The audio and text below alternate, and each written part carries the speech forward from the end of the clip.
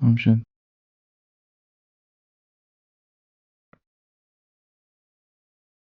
एक सूफी फकीर मस्जिद में बैठा था।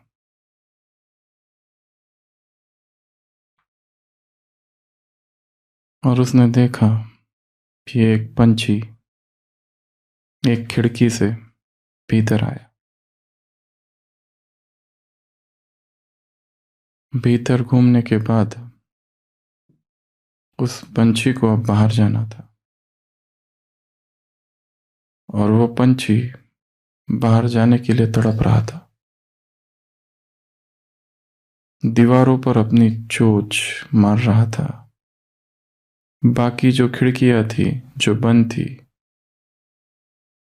उससे टकरा रहा था, तड़प रहा था बाहर जाने के लिए। वो पंछी अंदर ही अंदर कितना समय घूमता रहा, उसे बस बाहर जाना है। उस फकीर ने देखा ये पंछी सब तरफ से बाहर जाने की कोशिश कर रहा है, परंतु जिस खिड़की से वो आया उसको छोड़कर वो हर तरफ से कोशिश कर रहा है। क्या उस पंछी में इतनी बुद्धि नहीं है कि जो आने का मार्ग है वही जाने का भी मार्ग है?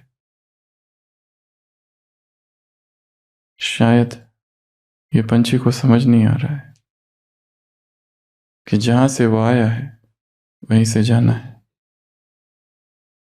वो पंछी घूमता रहा, टकराता रहा। दरवाजा बंद था, बाकी खिड़कियां बंद थी, वो एक ही खिड़की चालू थी और उसी से वो बाहर जा सकता था, पर वो नहीं जा रहा था। शायद उसे ये लगा होगा कि जो आने का मार्ग है, जिस कारण से मैं फंस गया, वही मार्ग जाने का कैसे हो सकता है? जो कारण बंधन का बना वो मुक्ति का कैसे हो सकता है?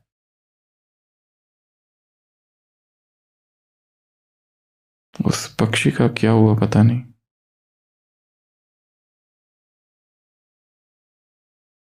परंतु वो सूफी फकीर सोचने लगा कि मनुष्य का भी ऐसा ही हाल है।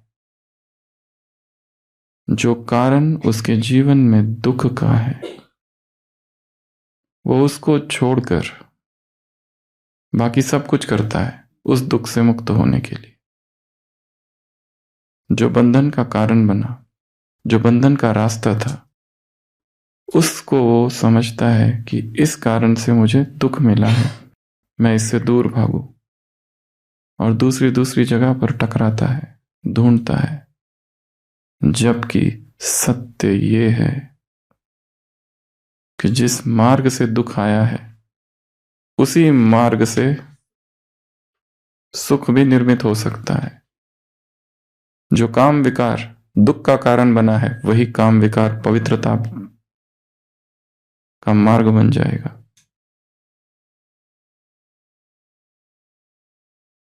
वही क्रोध जिससे भागते फिर रहे हो, झगड़े हो रहे हैं, वही क्रोध का मार्ग परिवर्तन हो जाएगा। किसी एक मुरली में बाबा ने पांचों विकारों के परिवर्तन की बात कही है। उन्हें बांधना नहीं, उन्हें मारना नहीं। उदाहरण दिया राजा का। अगर कोई राजा पकड़ा जाता है और बंधन में होता है तो वो राजा क्या करता है, बाद में बदला लेता है। फिर इसलिए जीतना नहीं है, उनको सहयोगी बना देना। जो जीवन में दुख का कारण है उसी कारण से सुख का मार्ग खुलेगा। जो मन में दुख दे रहा है और जो मन में पीड़ा है, वही पीड़ा पीड़ा से मुक्ति का मार्ग है। जिस पगडंडी से चोर आया है उसी पगडंडी से जाकर उस चोर को पकड़ा जा सकता है। और हम उस पक्षी की तरह सब तरफ तक टकराते हैं, पर वो एक मार्ग नहीं। क्यों? क्योंकि उससे डर है, क्योंकि यही तो मार्ग है जिससे दुख आया था। उसी मार्ग पर फिर से जाओ, उसी मार्ग को फिर से साक्षी होकर देखते जाओ, देखते जाओ, देखते जाओ, तो मुक्ति का मार्ग दिखेगा। और हर चेतना की मूलभूत प्यास किसकी है? मुक्ति की, मुक्त होने की इच्छा। जी चाहे पंछी हो जाओ, पंछी हो जाओ और उड़ो। बंधन में किसने बांधा है? जो बंधन का कारण है वही कारण मुक्ति का कारण बनेगा। जो दुख का कारण है वही कारण, वही मार्ग से सुख आएगा। पर आने का मार्ग, पक्षी के आने का मार्ग इधर था, अभी उसको कैसे जाना पड़ेगा? रिवर्स, उल्टा। इससे भागकर उसको मुक्ति नहीं मिलेगी। जीवन में एक दुख है और हम उस दुख का उपाय ढूंढ रहे हैं, परंतु वो सारे मार्ग छोड़कर जहां से वो आया था। जीवन में खालीपन है। वो खालीपन व्यक्ति कैसे भरता है?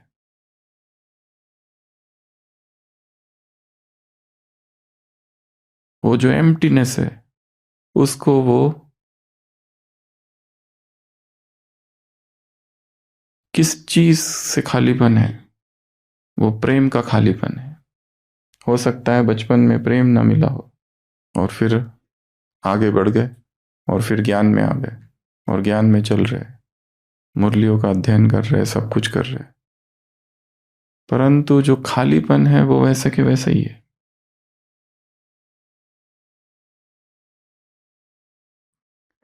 जहां से खालीपन है वहीं पहुंचकर वहीं पर उसको भरना हो। बाकी चीजों से भरकर वो पात्र कभी नहीं भरेगा। उड़ता जावा गांधा जावा, ऊंचे शिखरा नो छू पावा, इस दुनिया दिया रहवा भूला की।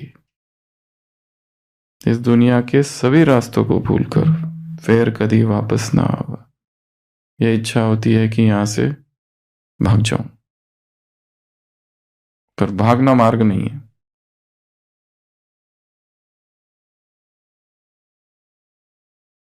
उसको पकड़ के रोते बैठना मार्ग नहीं है।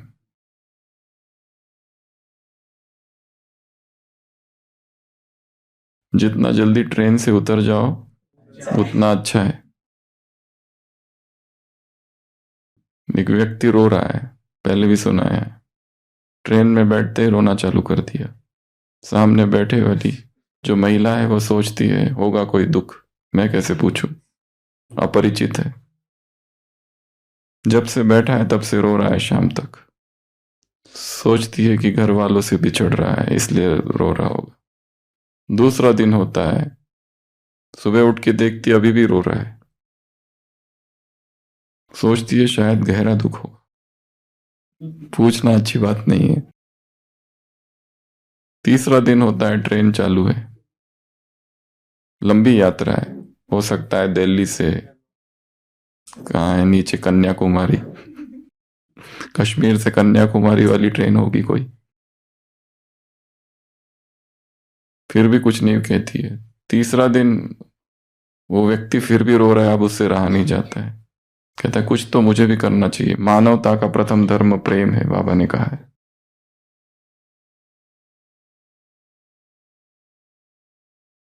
वो कहता है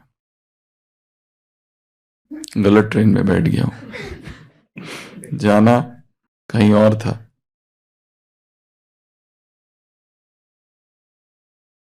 ट्रेन उल्टी हो गई, क्या किया जाए? तो जैसे ही पता चला गलत ट्रेन में उतर जाओ, जितना देरी से उतरोगे उतना वापस आना पड़ेगा। फास्ट। पता चल गया गलत ट्रेन में है, अब उतरो नीचे। जितना देर करोगे उतने स्टेशन ट्रेन आगे जाएगी। टाइम, मेहनत, किराया तो दे चुके हैं ऑलरेडी।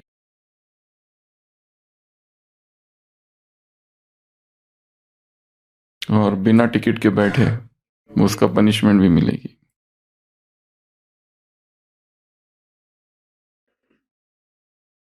अगर भटक गए तो रुको और वापस आओ। ढूंढो भटकने का कारण क्या है और उस मार्ग पर उल्टा जाओ। Return journey. आज की अव्यक्त वाणी कॉन्फ्रेंस हो गई है 7 तारीख को। ये वाणी चल रही है 15 फरवरी को। पहले ओम शांति भवन का कंस्ट्रक्शन हो गया, कल हमने किया यहाँ पर अच्छे से। फिर कॉन्फ्रेंस भी हो गई और अभी भगवान आए हैं और तारीफ कर रहे सभी बच्चों की। ये 16 सोमान है इसमें मुरली में। कौन हो तुम? सेवाधारी, सेवा के निमित्त आत्मा। कौन हो तुम? श्रेष्ठ आत्माएं। एक दूसरे से क्या है? श्रेष्ठ है। ये कितनी अच्छी बात है। जब भी हम किसी से मिलते हैं तो हमारे मन में यह रहता है कि यह मुझसे थोड़ा सा कम है या रहना चाहिए। जो खालीपन है वो व्यक्ति किससे भरता है? जब भीतर गहरा खालीपन होता है। 10 साल हो गए, 15 साल हो गए, 20 साल हो गए, 40 साल हो गए, 50 साल हो गए, 60 साल हो गए, अध्यात्म के मार्ग में चल रहे हैं, परंतु खालीपन रह गया है। क्योंकि जो करना था वो किया ही नहीं और कुछ और ही कर रहे। और उस खालीपन को भरने के लिए फिर व्यक्ति क्या क्या करता है? एक, भोग विलास, ईर्ष्या, निंदा, टांग खींचना, गिराना, दिखावा करना, घूमना फिरना, भोजन। डूबेगा कहां? खालीपन है तो भोजन में डूब जाएगा, या तो डिजिटल वर्ल्ड में डूब जाएगा, या किसी व्यक्ति में फंसेगा। कुछ तो करेगा क्योंकि भीतर गहरा खालीपन है। कैसे भरे इस खालीपन को? जो दूसरे थे वो हमसे आगे चले गए, या जो नए आ रहे हैं वो आगे जा रहे हैं। कैसे सहन करेगी आत्मा? क्योंकि भीतर न ज्ञान है, न योग है और फुर्सत है, कोई जिम्मेदारी नहीं है। तो ऐसे में व्यक्ति क्या करता है? निंदा, निंदा सुख। ऐसे में व्यक्ति क्या करता है? गिराता है दूसरों को।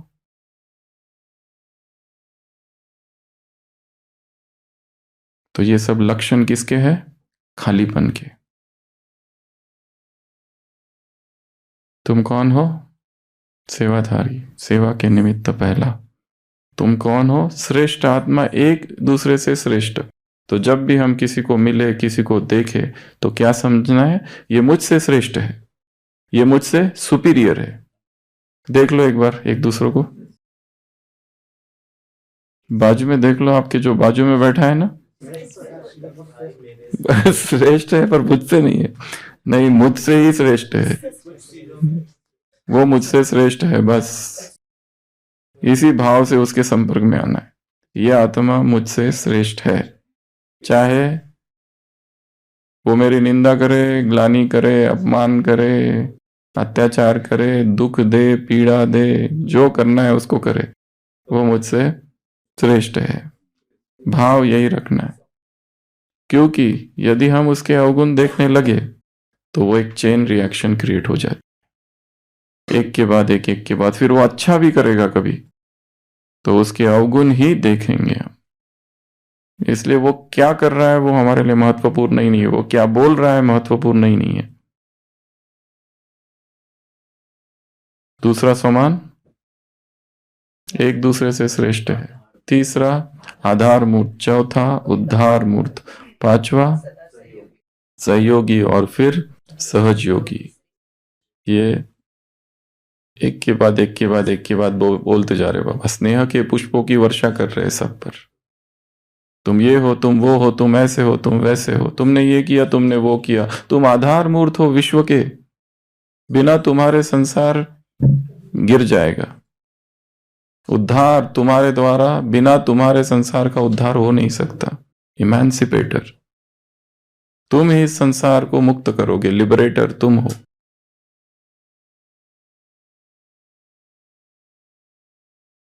अगला, तुम हो ज्ञान सूर्य, मस्तक मणि, हृदय मणि, संतुष्ट मणि।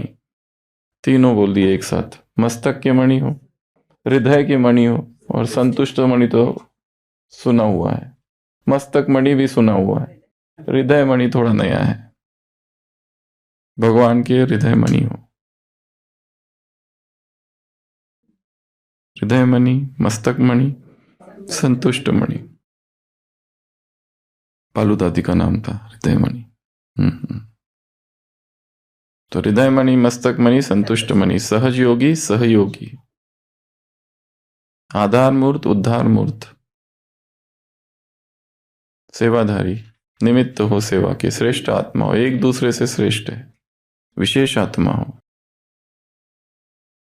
और फिर कहा ज्ञान सूर्य। ज्ञान सूर्य बन तुमने क्या किया? शुभ भावना, शुभ कामना के शुभ संकल्प फैला है। तो सभी स्थिर बैठेंगे और सोचो मैं ज्ञान सूर्य हूं। आंखें बंद, चारों तरफ शुभ भावना, शुभ कामना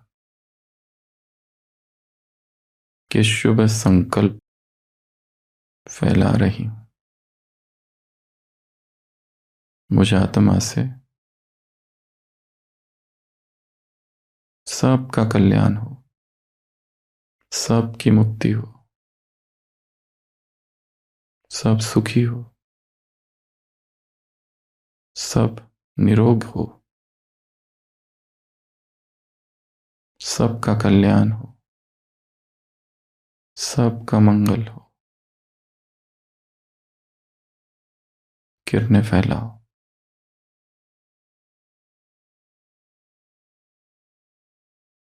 दूर दूर समग्र विश्व में मुझ आत्मा से शुभ संकल्पों की किरणें, शुभ भावनाओं की रश्मियां, शुभकामनाओं की तरंगे फैल रही।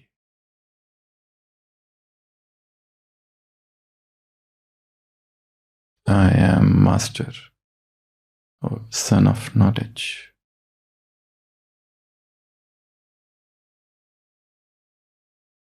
ओम शांति। अगला सम्मान, तुम कौन हो? दिल के सहारे, ताज के मणि और बाबा के राइट हैंड। दिल का सहारा हो, कितना अच्छा सम्मान है। भगवान के दिल का सहारा, ताज के मणि, राइट हैंड, और लास्ट वरदानी, महादानी और सदा संपन्न आत्मा। कितने हो गए? 16।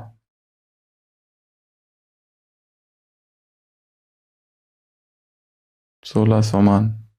और उस बीच में 2 बातें आ गई है। पहली बात, बाबा ने एक गीत गाया है, और आज का पहला काम वही है कि बाबा ने जो बच्चों के लिए गीत गाया है उस गीत को पूरा करना है। गीत की 4 लाइनें यहां पर है। वाह मेरे बच्चे वाह। दूसरा, वाह मीठे बच्चे वाह। तीसरा, वाह प्यारे ते प्यारे बच्चे वाह। और चौथी लाइन, वाह श्रेष्ठ आत्माएं वाह। तो ये थी पहला अंतरा। अब इसको आपको करना है पूरा। वह सेवा के निमित्त बने हुए सेवाधारी वह आधार मूर्त, ये 16 सामान डाल सकते हैं और एक गीत बना दो उसका। वैसे के वैसे मत डालना, थोड़ा आगे पीछे करना उसको। तो भगवान, हम गीत लिखते हैं, हमारी उसके लिए क्या भावना है? आज जो गीत लिखना है वो कौन सा लिखना है, उसकी हमारे लिए क्या भावना है? ये उसका लिखा हुआ गीत है। जो आधा अधूरा छोड़ा है उसको पूरा करना है। तो इसी मुरली से जो सम्मान दिए है उसने, उन्हीं का प्रयोग करते हुए ये आज की मुरली से पहला कार्य। दूसरा, विश्व शांति कॉन्फ्रेंस, वर्ल्ड पीस कॉन्फ्रेंस हुई है और जिसमें सबने बहुत अच्छे से सेवा की है। बाबा ने कहा है तुमने भाषण बहुत अच्छे दिए 4 दिनों में। बाबा भी तुम्हारे भाषण सुनता है। पर बाबा का भाषण 2 शब्दों का है, रियलाइजेशन और सॉल्यूशन। रियलाइजेशन क्या? 3 बातें। सबसे पहली बात, मानवता। मानव धर्म क्या है? स्नेह, भूत दया। हमने सभी ने जीवन में ऐसे लोगों को देखा है जिनका हृदय आकंठ भरा हुआ है स्नेह से, जो ना आत्मा की बात करते हैं ना परमात्मा की, ना सृष्टि चक्र की, ना ज्ञान को जानते हैं, ना ही कोई विश्वास है किसी परमात्मा पर, परंतु फिर भी हृदय लबालब भरा हुआ है स्नेह से। मदद करते हैं, बहुत मीठा बोलते हैं, स्वभाव बहुत अच्छा है। देखे होंगे ऐसे लोग।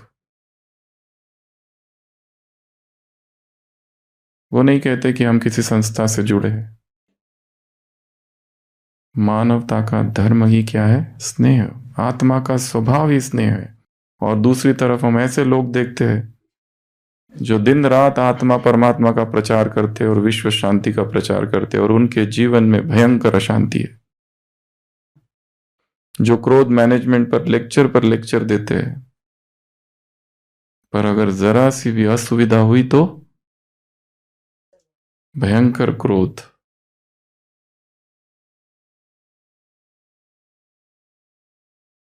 वैरायटी आत्माएं हैं संसार में। केवल ये नहीं है कि आत्मा परमात्मा को जान लिया तो सब हो गया। किस किस में कुछ कुछ गुण जन्मजात है। प्रेम से भरी हुई आत्माएं, करुणा से भरी हुई आत्माएं, दया से भरी हुई आत्माएं।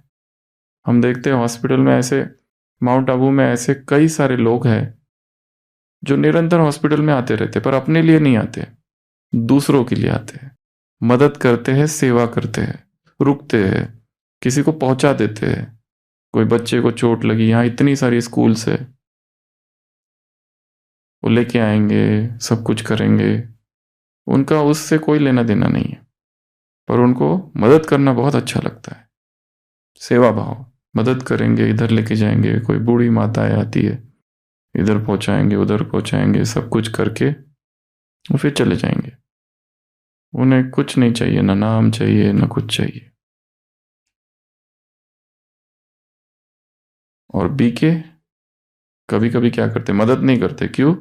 हिसाब बन जाएगा, क्योंकि ज्ञान बहुत ज्यादा है। अगर हम किसी की मदद करेंगे तो हो सकता है हमारा हिसाब किताब बन जाए उससे। बहुत ज्यादा त्रिकालदर्शी होकर सोचते हैं।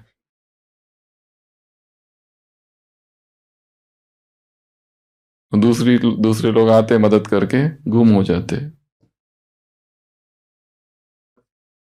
हम्म। तो पहला 3 बातें बताई है मुरली में। पहली, मानवता का धर्म क्या है? लव, प्रेम।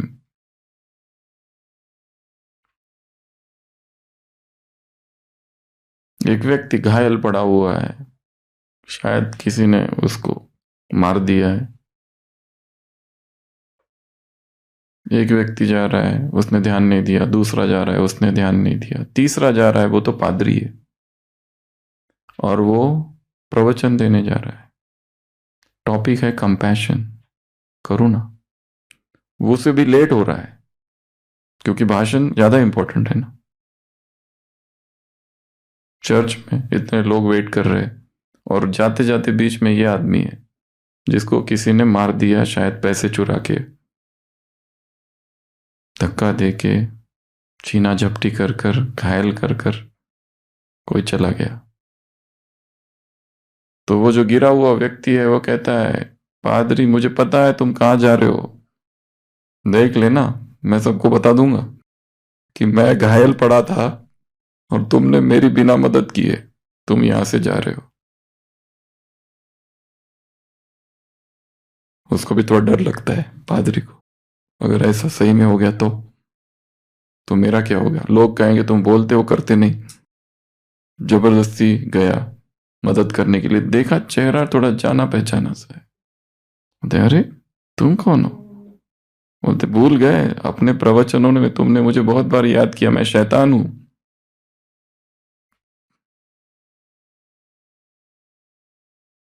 क्रिश्चियनिटी में दो दिखा है, एक भगवान और एक शैतान। इनका युद्ध है। आधी दुनिया इसको फॉलो करती है, आधी दुनिया इसको। वो कहता है मैं, मुझे पता है, तुम्हारा बिजनेस बंद करा दूंगा नहीं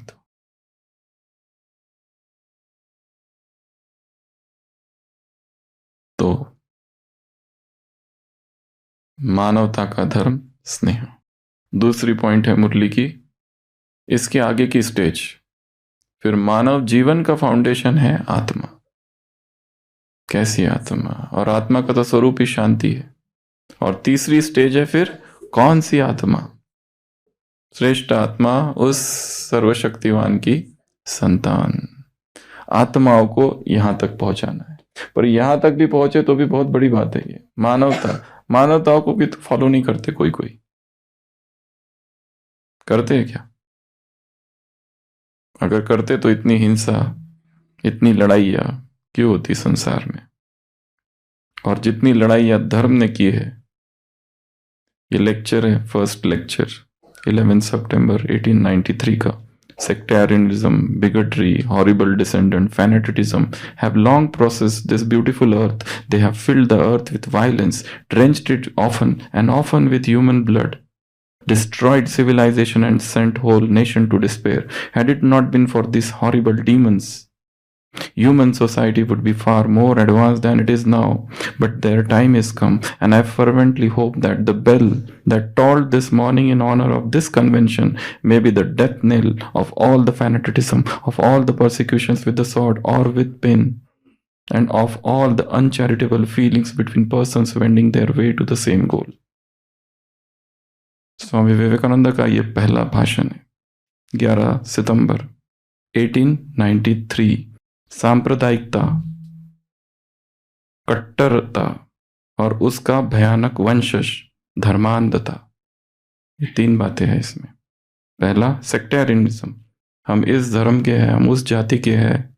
बिगटरी, कट्टरता, दो व्यक्तियों के बीच, दो धर्मों के बीच, और उसका भयानक वंशज फैनेटिज्म, धर्मांधता ने लंबे समय तक इस सुंदर पृथ्वी को अपने कब्जे में किया है। उन्होंने इस धरती को हिंसा से भर दिया है, इसे बार बार मानव रक्त से रंगा है, सभ्यता को नष्ट किया है और पूरे राष्ट्र को निराशा में डाला है। यदि इन भयानक राक्षसों का अस्तित्व नहीं होता तो मानव समाज आज कहीं अधिक उन्नत होता, लेकिन अब उसका समय पूरा हो चुका है। और मैं पूरी श्रद्धा के साथ आशा करता हूं कि इस महासभा के सम्मान में आज सुबह जो घंटी बजी, वही सभी धर्मांधता, तलवार या लेखनी से होने वाले सभी उत्पीड़नों और उन सभी असहिष्णुता भावनाओं का मृत्यु संकेत साबित हो जो मनुष्यों को एक ही लक्ष्य की ओर ले जाते हुए एक दूसरे से अलग करती है। तो ये तीन स्टेजेस, पहला मानवता प्रेम, दूसरा आत्मा हूं शांति, और तीसरा कौन सी आत्मा, सर्वशक्तिवान आत्मा हूं, सर्वशक्तिवान की संतान हूं। जो निर्बल है वो क्या बन जाएगा, बलवान। ये इस मुरली का दूसरा भाग है। पहले तो ये सारे सोमान है, बीच में ये बाबा ने गीत गाया बच्चों के लिए, और तीसरा है, तो आज की मुरली से होमवर्क। पहला होमवर्क, पीस पोस्टर बनाना है। पीस, शांति शब्द से क्या चित्र बन सकता है। दूसरा, बाबा का ये जो गीत है 4 लाइन, इसको थोड़ा और आगे लेके जाओ इन सारे सामानों से। और तीसरा काम जो करना है वो है एक स्टोरी लिखनी है। कौन सी स्टोरी? जो आपके जीवन की है या किसी और के जीवन की, या जो आपने सुनी है। कैसी स्टोरी? कि जिसमें मानवता का धर्म या आधार प्रेम है, यह दिखाई देता है। ऐसी कहानी कि जिसमें प्रेम बीच में आ गया। और दूसरी कहानी, बाबा ने क्या कहा? एक दूसरे को आगे बढ़ाना ही खुद आगे बढ़ना है। ऐसा हमारे जीवन का कोई अनुभव है क्या, या किसी और के जीवन का, या इतिहास का, या पौराणिक, जिसमें एक व्यक्ति ने दूसरे को आगे बढ़ाया और उसे अनुभव हो गया कि अरे आगे तो मैं खुद बढ़ गया? तो ये तीसरा काम है।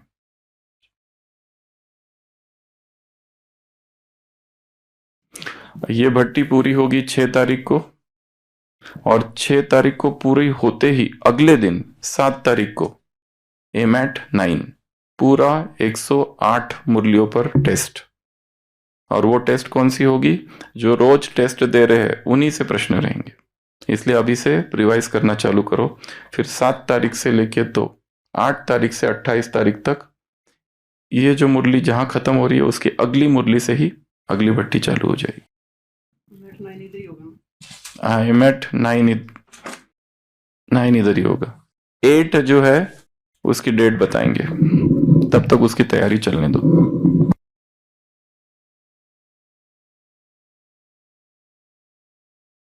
अब क्या करना है? ओम शांति। तो विश्व शांति सम्मेलन की जो मुरली है 15 फरवरी 1983, तो इसमें से कुछ एक्टिविटी करेंगे जो कि प्रैक्टिकल दिन में भी उसको आचरण में लाएंगे, दोहराएंगे, ताकि हम रियलाइज कर सके। सारे सम्मेलन का सार है 2 शब्दों में बाबा ने कहा, रियलाइजेशन और सॉल्यूशन। तो सॉल्यूशन तो बताया क्या है 3 बातों में। स्वयं को कौन कौन सी 3 बातें बताई? एक तो स्नेह, दूसरा सोमान में कौन सी आत्मा हो, और आत्मा की अनुभूति। 3 बातें। तो सबसे पहले तो एक्टिविटी ये है कि जो यहाँ 16 सोमान है, तो हमने उसको 21 किए हुए हैं। तो अभी किसको याद है 16 सोमान? ये जो अभी अभी बताए, याद है किसी को भी? 16 से ज्यादा देखो नहीं है। तो सबसे पहला है, याद करने हैं और निकालने हैं सबको। हमने थोड़ा आगे पीछे भी किए। आधार मूर्त, तो याद रखेंगे अरविंद भाई आधार मूर्त जोड़ना है। जब भी दिन में दिखें तो अरविंद भाई ना दिखे, कौन दिखे? जैसे बताया ना कि हम दूसरों को उस नजर से नहीं देखते हैं, क्योंकि हमने सोमान खुद के साथ जोड़ा, दूसरों के साथ नहीं जोड़ा है। तो दूसरों के साथ, दूसरों को भी सोमान के साथ जोड़ देना है। आधार मूर्त। माता जी उधार मूर्त। हाँ जी, नहीं उधार मूर्त, उधार मूर्त है अभी, उधार मूर्त, लवली उधार मूर्त। अच्छा ठीक। आधार मूर्त, उधार मूर्त। सदा सहयोगी आत्मा, सदा सहज योगी आत्मा, मस्तक मणि, संतुष्ट मणि, हृदय मणि, मस्तक के ताज की मणि। कितने होगी सारे? पहला कौन सा बताया? पहला, दूसरा अपना अपना बोले। उदार मूर्त आपका सदा सहयोगी आत्मा, सदा सहज योगी आत्मा, मस्तक मणि आपका कौन सा होता है? संतुष्ट मणि। आगे हृदय मणि, मस्तक के ताज की मणि। अगला है शुभ भावना, शुभ कामनाधारी संपन्न आत्मा। अगला है सर्व विशेषताओं से संपन्न आत्मा। नेक्स्ट है सर्वशक्तिवान की संतान। नेक्स्ट ज्ञान सूर्य, निखिलानंद निखिलेश भाई जी, मास्टर सर्वशक्तिवान। वहां से बताया मस्तक के ताज की मणि। नेक्स्ट आपको कौन सा बताया? शुभ भावना शुभ कामनाधारी आत्मा। नेक्स्ट कौन सा बताया आपको? सर्व विशेषताओं से संपन्न आत्मा।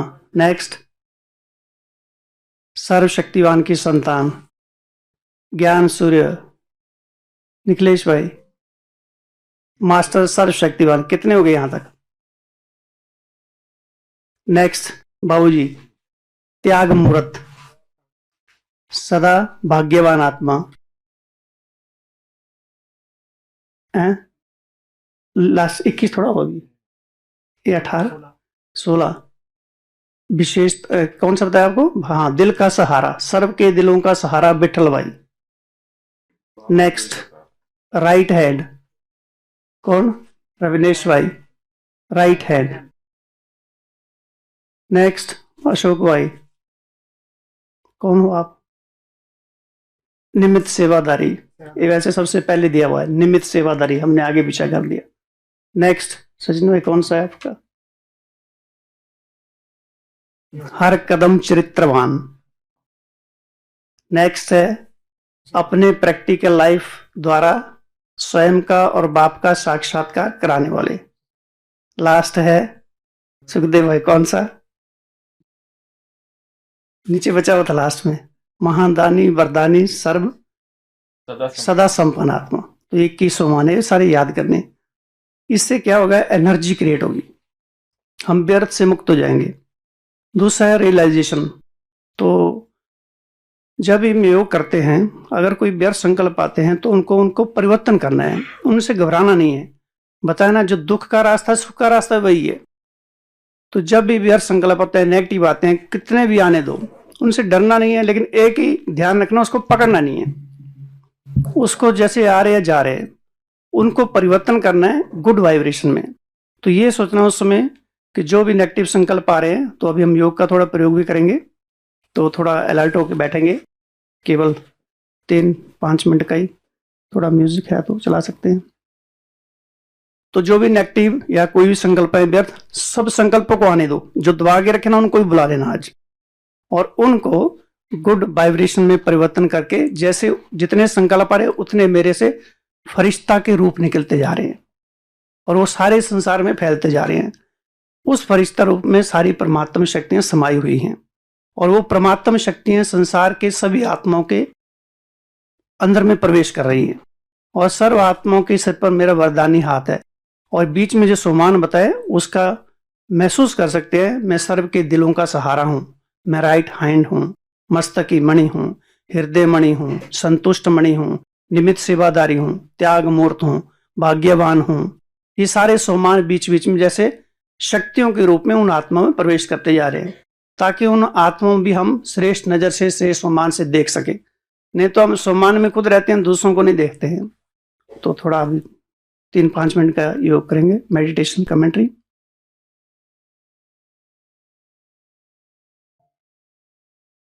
ओम शांति।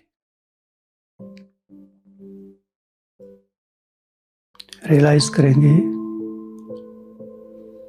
बाप दादा वतन से मुझ पर सुनहरे पुष्पों की बरसात कर रहे हैं।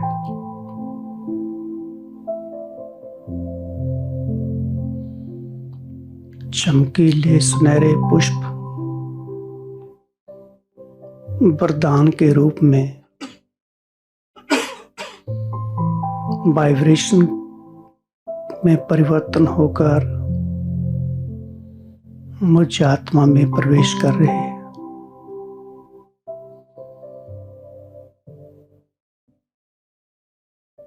और मैं रियलाइज कर रही हूं, मैं आत्मा आधार मूर्त हूं, उद्धार मूर्त हूं, सदा सहयोगी, सदा सहज योगी, मस्तक मणि,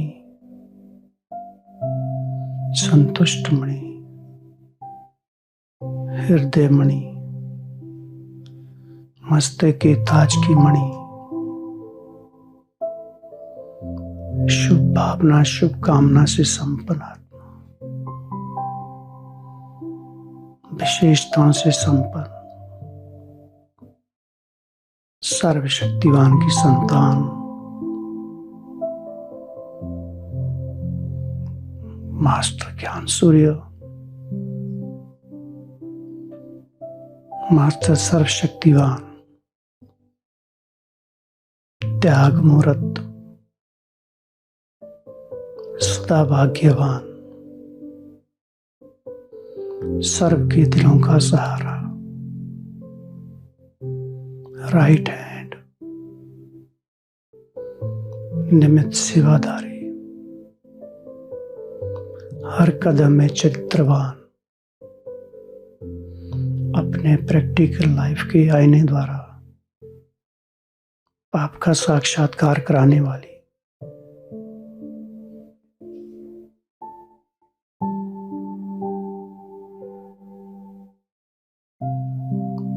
ऐसे कंटिन्यूस मुझ आत्मा से ये सोमान वाइब्रेशन के रूप में परिवर्तन होकर सारे संसार में फैल रही है।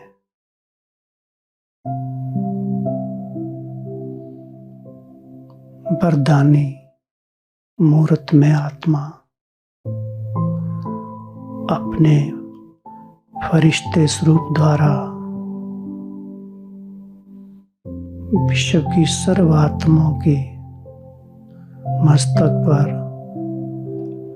अपना वरदानी हाथ रखकर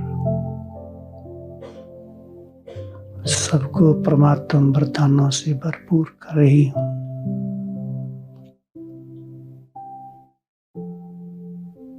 सब आत्माओं में नई ऊर्जा संचारित हो रही है।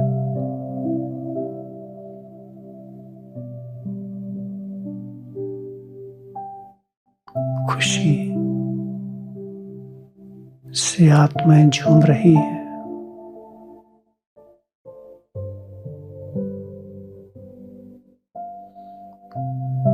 सर्व आत्माओं पर परमात्म शक्तियों की, परमात्म प्रेम की बरसात हो रही है। सुनहरे पुष्पों की बरसात हो रही है। सर्व आत्माएं पुराने संस्कारों से मुक्त होकर अपने मूल स्वरूप, मूल संस्कारों से परिपूर्ण, स्वयं को आनंदित, परमात्म स्नेह से भरपूर, स्वधर्म में टिककर, मूल्यों की माला पहनकर स्वयं को पद्मापदम भाग्यशाली महसूस कर रही है।